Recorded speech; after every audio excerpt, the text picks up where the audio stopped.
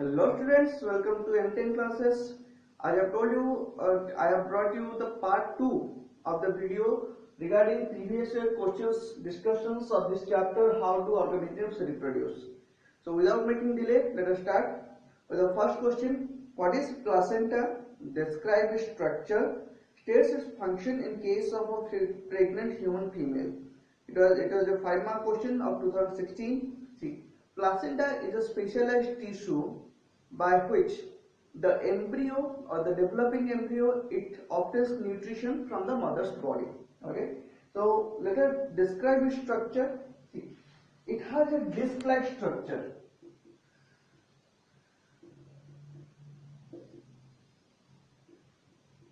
Which contains villi, large number of villi.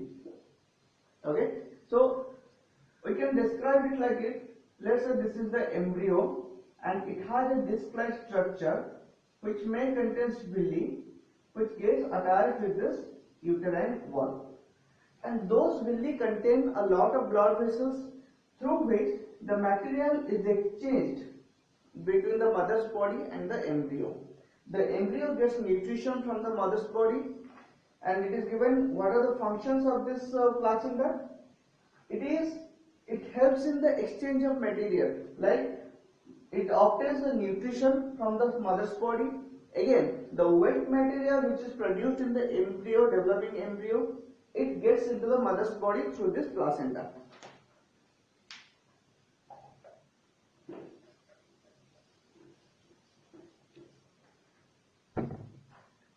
Coming to the next question, list the two types of reproduction. Which one of the two is responsible for bringing in more variation in its progeny and how? It is a 3-mark question of 2017. So list the two types of reproduction. The two types of reproductions are namely asexual and sexual mode of reproduction. Okay. The first difference is in asexual mode of reproduction only one parent is involved, but in case of sexual mode of reproduction two parents are involved.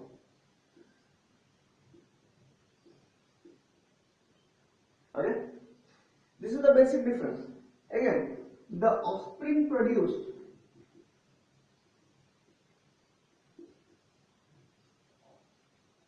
is exact copy of parent,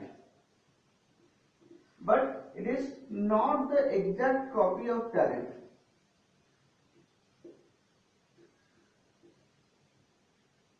Okay, what does that mean? There are very least or no chances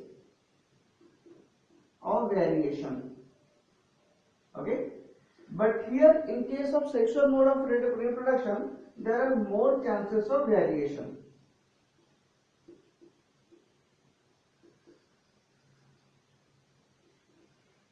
In case of sexual mode of reproduction, male and female gametes are involved. So gametes are involved in sexual mode of reproduction, but in case of asexual mode of reproduction, gametes are not involved. Okay? If it is a 2-mark or 3-mark question, you can write all these differences. In the same question it is given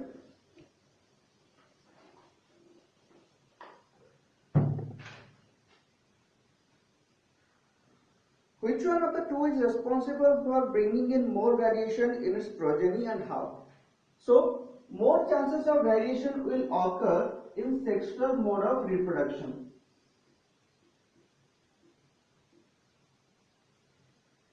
But how?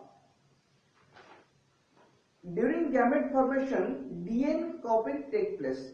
Okay? And as you know, DNA copying is exactly not accurate. It is not absolutely accurate. So there might be some chances of variation during DNA copying.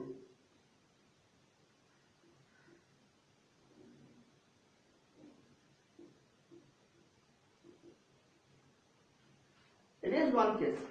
Secondly, in sexual mode of reproduction, DNAs of two parents or two different parents combine together during fertilization. So this DNA for two different parents add more variation to the offspring. So this is why there are more chances of variation in case of sexual mode of reproduction.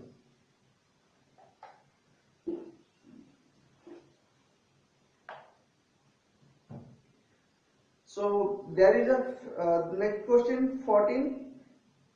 It is a 5-mark question. It is in parts. The first part is list two reasons for the appearance of variation among the progeny formed by sexual mode of reproduction. Just now I have given you the details. First one, the DNA copy during gamete formation, which is not absolutely accurate. Secondly, DNA from two different parents, they combine together and add more variation to the progeny. Next, there is a figure you can see. So name the part marked in A in the diagram. How does A reaches part B? State the importance of the part C.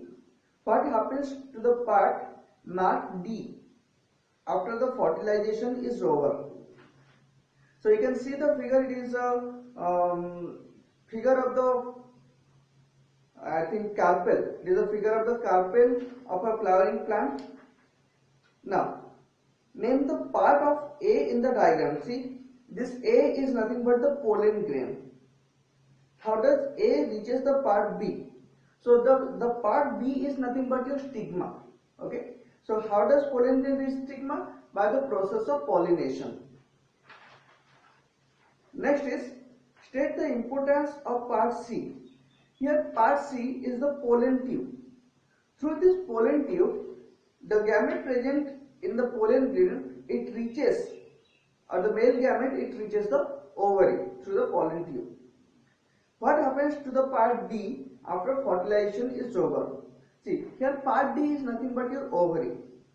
So after fertilization, your ovary, it develops into the fruit, and the fertilized ovule, it develops into the seed.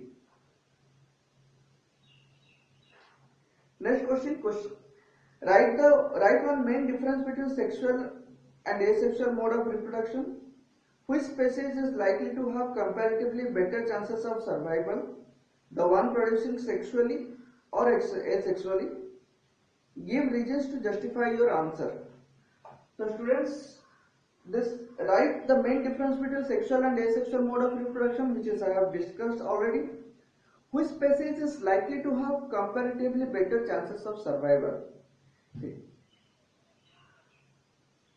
In case of asexual mode of reproduction, there is no or least chances of variation. Okay. So variation in a species may be beneficial. Okay. So there are more chances of variation in case of sexual mode of reproduction. So what happens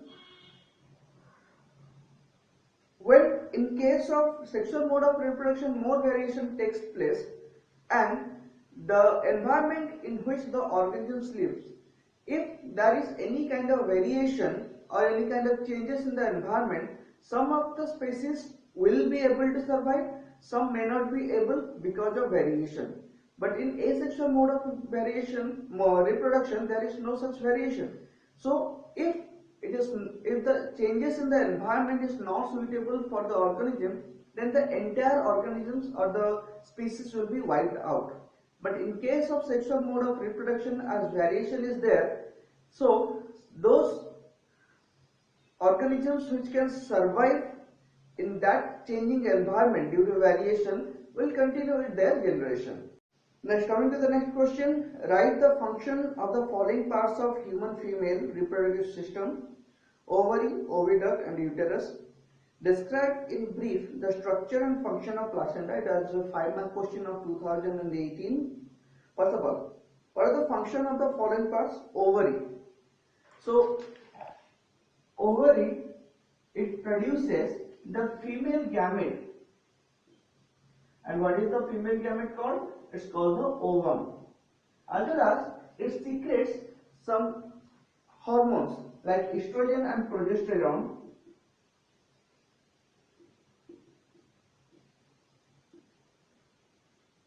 Estrogen and progesterone, they regulate the menstrual cycle in the female body as well as they help in pregnancy, during pregnancy. Oviduct. Oviduct, or it is also known as the fallopian tube. Okay, what is its function? It passes the ovum from the ovary to the uterus, and it is also the site of fertilization of the gametes in the female body. Uterus. Uterus is just like an elastic bag. It receives the zygote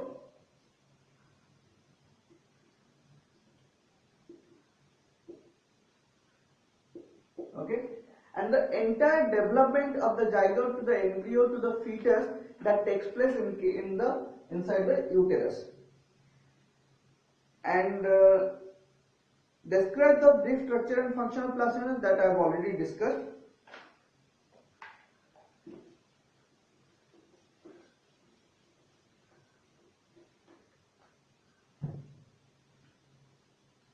Next is define pollination.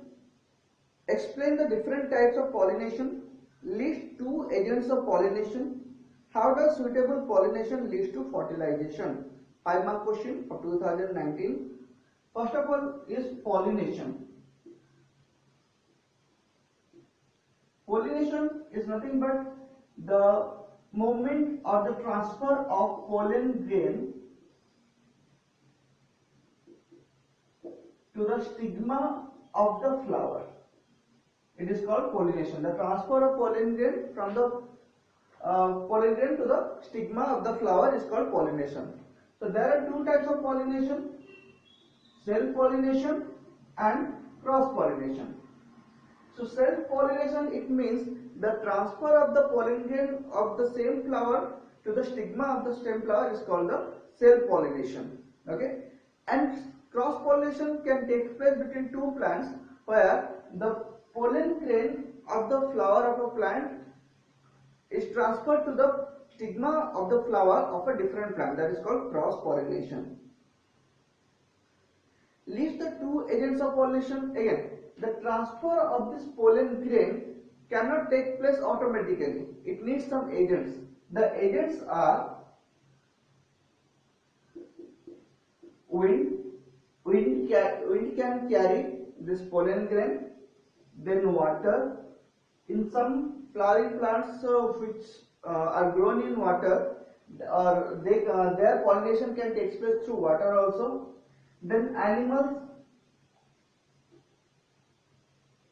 animals or insects like your bee, they are also the agents of pollination. Again, how does suitable pollination lead to fertilization? Suitable pollination, that means the pollen grain will reach the stigma. After reaching stigma, the pollen grain will start to form the pollen tube. The pollen tube will reach the ovary where the fertilization will take place between the male gamete and the ovule present inside the ovary. So this is how suitable pollination will lead to fertilization.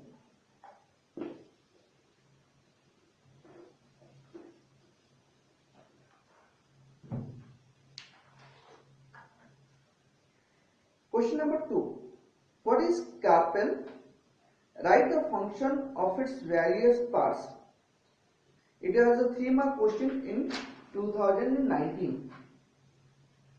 Carpel. Carpel is the female part of a flower. So what does it contain? It contains 3 parts. What are they? Stigma, style and ovary. Okay, these are the three parts of carpel.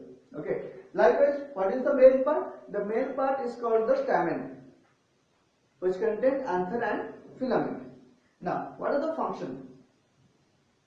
Stigma is designed to carry the pollen grains.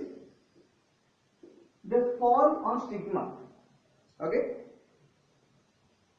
Then what is style? Style is a tube-like structure through which the pollen tube passes from stigma to ovary. Okay. What is ovary? Ovary contains the female gamete, that is your ovules. This ovary, when the pollen grain reaches ovary, fertilization takes place inside the ovary, and this ovary again is developed into the fruit.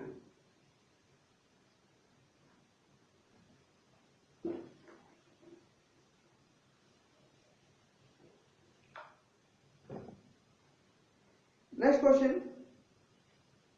What is reproduction? Lists it two types. How are the modes of reproduction different in unicellular and multicellular organisms? 2019 5-mark question. First of all, what is reproduction? I have already discussed. Lists two types, sexual and asexual. How are the modes of reproduction different in unicellular and multicellular organisms?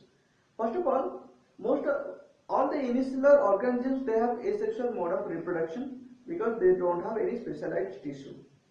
In case of multicellular organisms, which have simpler body structure, they undergo asexual reproduction, as you have seen in case of hydra, budding or regeneration like this.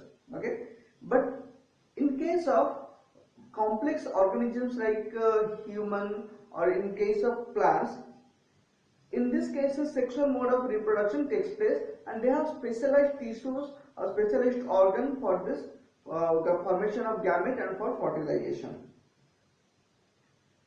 Next question. What are sexually transmitted diseases?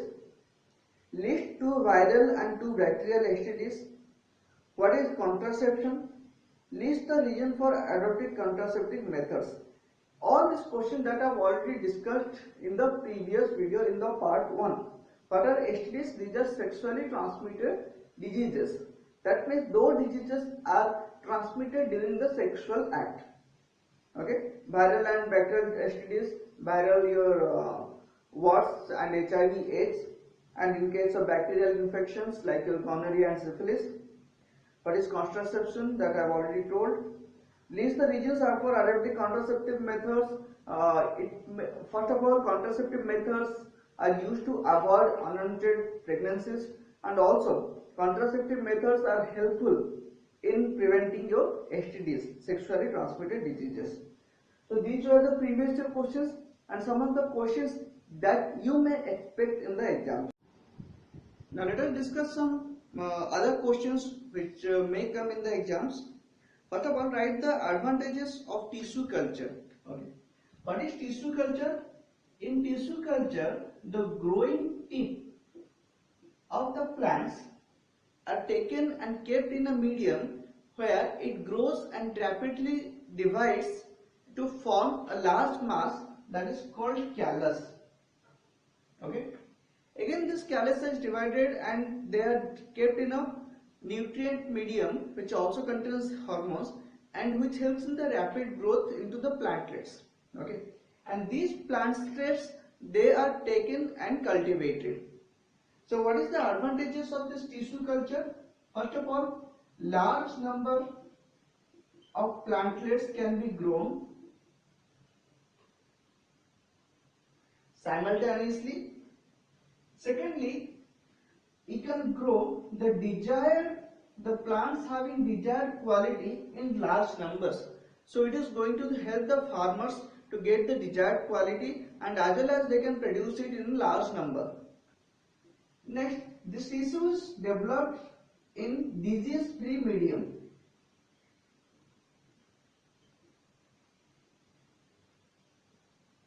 will be grown in the disease-free medium. That means you are going to get healthy plants.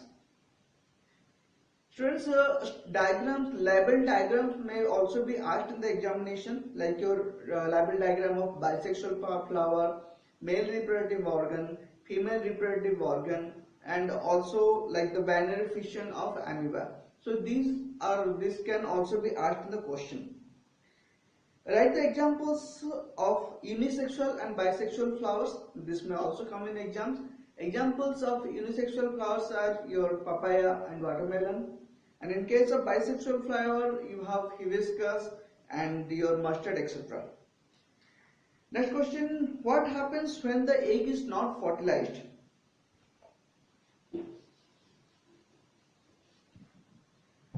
Now, what happens if egg is not fertilized? Okay.